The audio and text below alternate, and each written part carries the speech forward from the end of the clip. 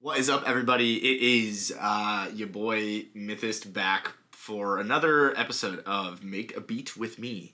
Today we're gonna try our best to crank out a lo-fi beat, and I want to really get glonky with this one. I think I want to do drums first, then find a sample to chop. I haven't really been doing that too much on this channel. I sometimes make beats by sampling old music. I sometimes make beats by just coming up completely with original stuff.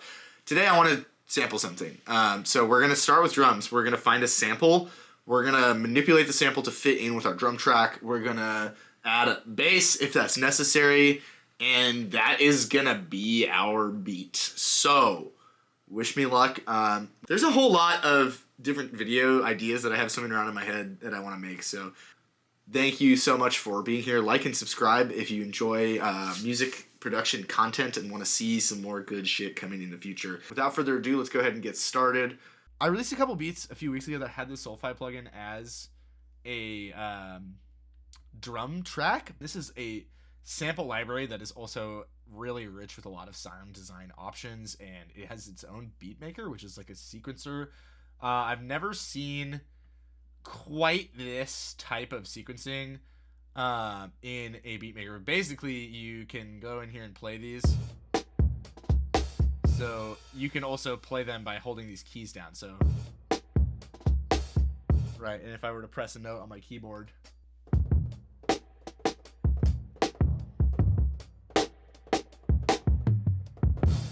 this is clearly a very powerful plugin. It's got some extremely fire sounding samples from a really cool company called Teletone Audio. I have been absolutely loving these drum sounds, as well as once you familiarize yourself with it, the actual sound design and even the sequencer. I don't hardly ever use any sequencing, but I really do like the way that this works. What's the BPM for the Samurai Champloo opening? What the hell? What am I? Battle Cry. That's what it's called. 97 BPM. Okay, we're going to go 97 BPM. Oh, we're going to match up with that kind of vibe. Oh, 98. Yeah, not quite. 97. There we go. Here we are, everybody. 97 BPM. Let's get this started. 2, 3, 4.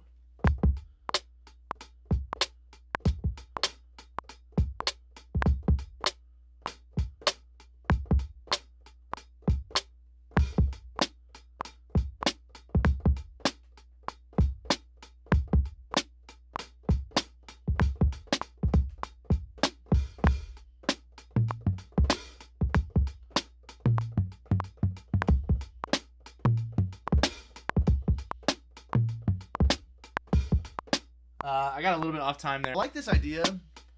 Sounds very like old school hip hop.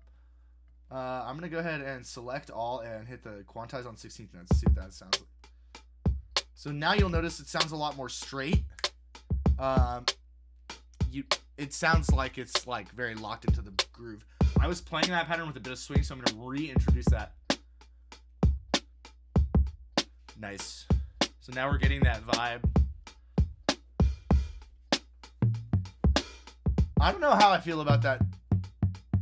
It's kind of fun. Yeah, see, and that's where you can see that I kind of messed up and got a little bit off time. But the cool thing is, right, we can just go in here and loop measure 9 4 times, and we'll have something kind of cool.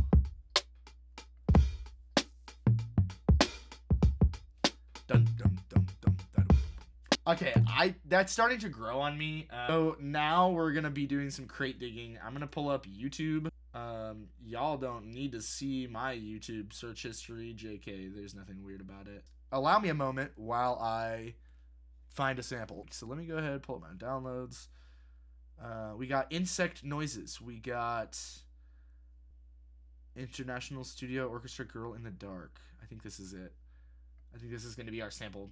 Everybody, this is the International Studio Orchestra's Girl in the Dark. Let's go ahead and solo this and listen to it. 1966. I don't know if it's legal for me to sample this, but here's the thing. I'm not making any money off of it. This is mostly for educational purposes, so why not just let me do it? Let's go over a few different ways to turn a sample into a new piece of music, basically. Well, we're changing the BPM. We're increasing the BPM here for sure, right? The first step that I like to do to actually change one of my samples is we're going to just count out 4 beats in the sample. No metronome. We're just going to listen to the sample 4 beats.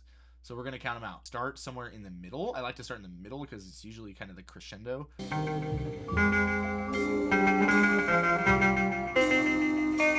All right, this adds a bit of a challenge here. We are in 3/4 time signature. When I'm counting over this beat, listen to this. 1, 2, 3, 4, 1. Doesn't line up. Does not line up. So if I count 3 groups, though. 1, 2, 3, 1, 2, 1.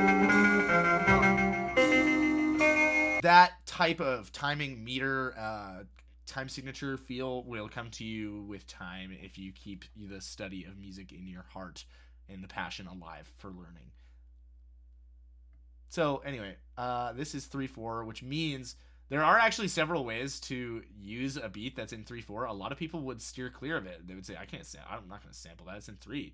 Fuck that, dude. Jay Dilla did it all the time. Nujabes Bass did it all the time. So we can take this 1, 2, 3. 1, 2, 3. So now I have a 3-beat measure. So I'm going to go ahead and create a new audio track. I'm just going to duplicate that because it's a blank audio track. I'm going to go ahead and mute this track. So I'm going to unmute this one. Here we go. Now we have 3 beats. What I'm going to do is I'm going to take this and I'm going to stretch it so that it matches 3 beats on my 4/4 grid. So now we have that. What I can do now is I can cut any one individual of these beats and paste it to the end to get 3 + 1 = what, class? 4 up in this bitch right now. Easy. So let's see what that sounds like if we just do this at last beat here. So I'm going to copy this and paste it. Instant fire. Instant gas. Bring me some Pepto-Bismol. I have gas in my DAW right now. So we have one set of chops already. It really is that easy. You listen to your sample, okay? In your sample, count out a measure 1, 2, 3, 4, or in this case 1, 2, 3. Slice it where the 3rd beat ends or the 4th beat ends. Drag it onto your grid. Squeeze it to where it fits into however many beats you said that it was on your grid, and you're done. You just sampled that shit. Now, you need to change it and do some more shit. We're going to get into that in just a second. But the point is, like, if you are wondering how people flip samples, it's literally that easy. The point is, like this is a rappable beat already. We have the drums, we have the sample, right? So I'm going to go ahead and find where I just chopped this out. I'm going to get the next 3 beats, which should start right where I chopped. So let's see. I'm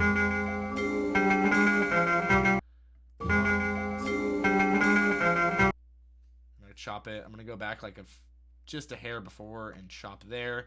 Now I have, it's similar in size. That's my next bar. So again, I'm going to copy this, mute my other track, paste it. This is supposed to be 3 beats long, but right now it's looking like it's almost 4 at our current 97 beats per minute. So I'm going to go ahead, activate time stretching again on this track just to recapture this time stretchability right here. And I'm going to start here with the first chop. So the first quarter note beat in this measure, I'm actually going to paste here to the end. Last time I just did the last one and copied that. This time I'm going to do the first one in this bar. So now we have... That's fucking awesome. Listening to them together. This doesn't really give me intro vibes though. So let's go ahead and bring it over here to measure 5. And now we'll look at the very end of the song for an intro. See what we're doing here? That's our intro. So we're going to come in with the trumpets because it sounds like it's slowing down a little bit. But that doesn't matter. We have the technology, right? So cutting the end of the beat, I'm going to drag and drop it down here. We're going to trim off the excessive shit at the end. We're going to try to count along to this, but probably won't be very fruitful. Anyway, So we have this intro sound. It almost doesn't even need to be like in time, really, because what we're doing here is introducing this whole sound palette. We're introducing the beat, right? See how that just kind of works? That honestly works perfectly as it is. So we're just gonna do it twice. Yeah, intro time, get it right. Yeah, intro time, lay it down. Oh my god, dude, this is heat already. When we just played that back, because there was nothing after this bar, there was a gap here. Oh, hold on, there was a gap here. So let's go ahead and cut this out because I like that gap sound. And you know what? I actually want the chord chop to hit on beat 2. We're going to chop some of these bits and pieces out of here. Now, I almost feel like at this point we're going to take this kind of different drum section with the tom fill in it, move it out there to measure 17. We're going to loop this introductory drum part because 16 bars is good to set up this idea. So at measure 9, I'm going to double back on my decision. We're going to leave these in here. So we have 8 bars of that. Okay, so we have intro, fire, absolute gas. It's the outro of the other song that we're sampling, right? We're going to find 3 more beats from our main song that we're sampling and chop them out. 1, 2, 3, chop. So I'm going to, again, same process. This is supposed to be 3 beats, but we're at 97 BPM. So I'm going to go ahead down to this track. We're going to solo the track. We're going to reactivate time warping. We're going to click and just force this to be 3 beats on this new BPM. I don't know if that works, but we'll give it a try in context.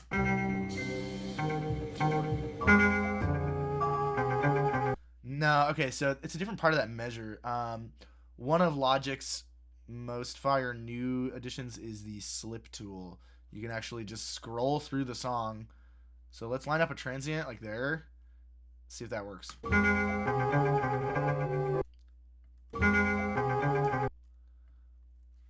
I hear what I need to do. So now I have this glitchy hip-hoppy cut here.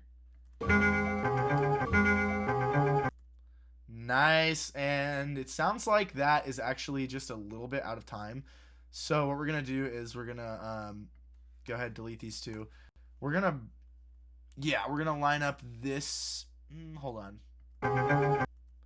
We're gonna expand this region a little bit. Go out to the next transient and bring this back to here. Let's see if that sounds a little better. It's gonna be a little faster. Yeah. That way we actually get that full dum dum dum dum dum dum dum dum dum dum dum. Perfect. Fucking. Damn. Hard not to get really excited. It's excited not to. Let's go ahead and get one more sample chop for the transition here. I see a transient that I think might work. Probably won't, but we're just gonna try this. We're gonna cut it here. The fun thing about this is like it's trial and error. Let's go ahead and get our final chop for this chorus section. Grab a piece of special candy for myself. It's a rare candy. It's so dumb. It's really nice out. Oh yeah. All right. Now that I'm done leveling up, let's find another chop. We might have to try the stem splitter on this one, if you know what I'm saying. Okay, that's kind of cool. So we got diddle diddle boom. Now we need another one. So we're gonna follow the chord progression from the song kind of loosely. We want to keep these in order because that chord progression is dank. Flipping the chords around in a chord progression can really fuck things up. So we'll go. Sometimes this shit just works. Other times it's like a real hassle. I kind of love that actually. So what happens if we just copy this and paste it and chop it? Let's give this a try. Here's our 4-bar chorus loop so far.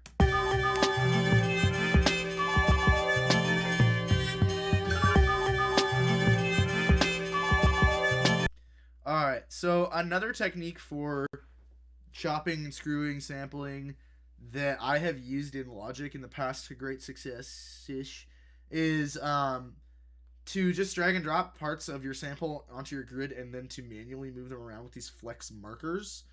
You can see that there's a line. Let me zoom in here.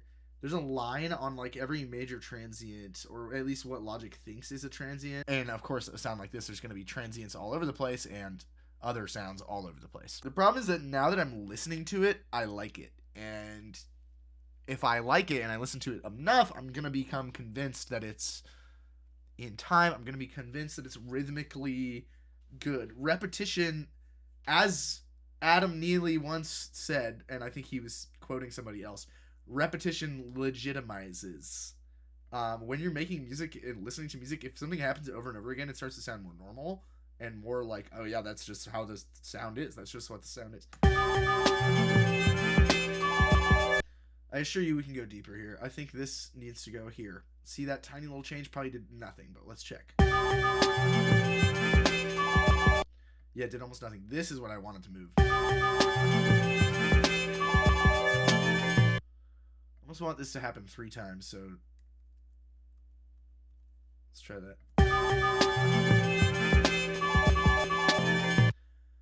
And we'll need the slip tool again so that we can slide this to the right. Slide to the right. Slide to the left. Yeah, so I think we need to select all 3 of these. And then chop off the end by going down here to the middle and just kind of rolling that back. Why did I think that would be... No, that was the opposite of what I should have done. So we're going to Command Z, Command Z. Now I can copy this, paste it twice, and we got our arpeggio. Let's see. Okay, it's time to try stem splitter. So what I'm going to do here is I'm going to join these together, and that will actually like print them to a new audio file really quick. I love how fast that is just by pressing J. If you have a bunch of audio clips, you can just select J. Now it's one audio clip. That's great for doing stuff like certain types of processing, which we're about to try out here. So I'm going to go ahead and go down to, I'm going to right click this whole audio file, go down to processing and click stem splitter. This is only available in the newest versions of Logic if you have a silicon chip. It's handy. It sometimes works well. It sometimes does not. So I was hoping to remove the drums.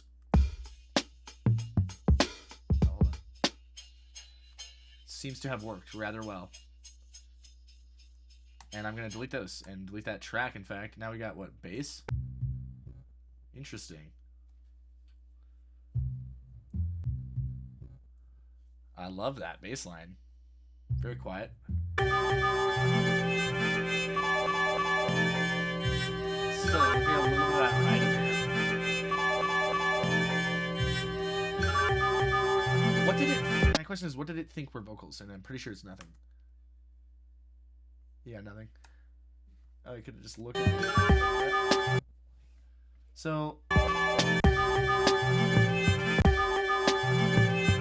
out the bass and everything too. I'm still hearing a little bit of ride cymbal in there, but I think if we cut some of the high frequencies, that should go away.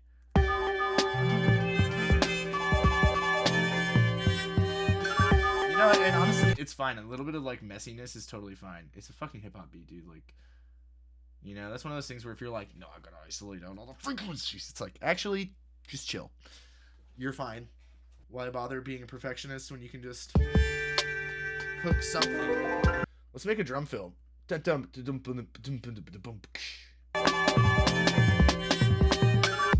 I think we made great progress. I'll probably lay down a bass part for this, and now we're at 2.5 minutes, bro. We're done. Literally, we're done. I'm gonna do some more processing on the samples, so whatever you hear right now is gonna sound a lot different. This has been Mythist, aka I guess, live from Studio Myth. I really hope you enjoy this beat. I certainly enjoyed making this beat. Have a fucking fantastic rest of your day. We are at just under 1 hour. I'm gonna see if I can crank out the rest of this beat in the next hour. Stick around to hear the full version of it at the end. Check out my SoundCloud. Leave a like, leave a comment on this video. If you fuck with this beat or not, if you want to rap on it, whatever, hit me up. Check out my SoundCloud. Give me a follow over there. Check out my Instagram. Links to all of those things will be in the description below. Make sure you stay hydrated, drink lots of water, take care of yourself. Be good to the environment, be good to the people around you, be good to your fucking family, be good to your pets. Be good to yourself so that you can be good to those other people, you know? Yeah. Anyway, Yeah, this has been I Guess, coming at you live from Studio Myth, and I will see all of you in the next one. Peace.